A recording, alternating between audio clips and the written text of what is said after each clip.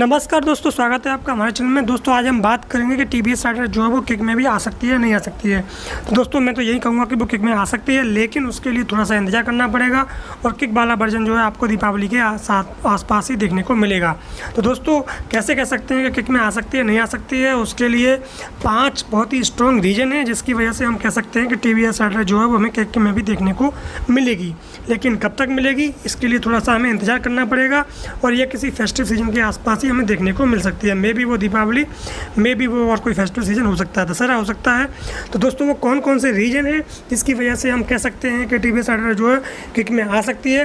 तो दोस्तों जो सबसे कंपटीशन में बाइक्स आती हैं इसके वो SP 125 आती है जिसमें ऑलरेडी किक दिया हुआ कंपनी ने, लेकिन किक का यूज नहीं होता है, लेकिन कभी कभी इमरजेंसी में उसका यूज हो जाता है।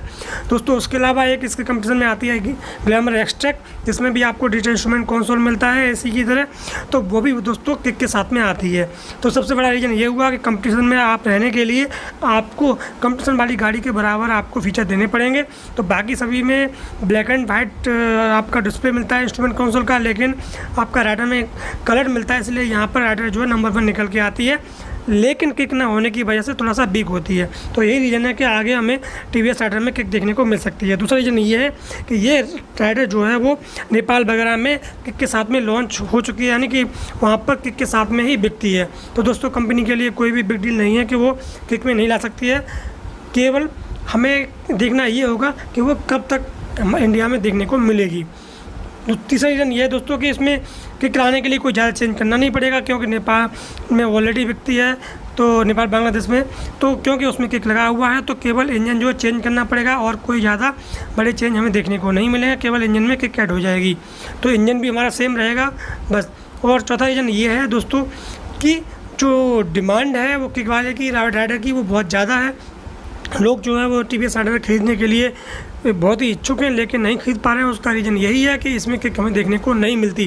वो कहते भी हैं कि किक में आ जाएगी तो हम गाड़ी ले लेंगे, यानी कि किक में इसकी बहुत ज़्यादा डिमांड हमें देखने को मिल रही है, क्योंकि उसका रीज़न है कि किक में क्यों चाहिए, क्योंकि लोगों को कई सारे रीजन हैं, कई सारे जोग्राफिकल एरिया हैं, उसकी वजह से लोगों को किक की रिक्वायरमेंट पड़ती है, क्योंकि बहुत दूर में है, बहुत सिटी से बहुत दूर होते हैं, वहाँ पर की लाइट वगैरह व्यवस्था नहीं हो पाती, कभी आपका जो है वो बैटरी काम नहीं करती है।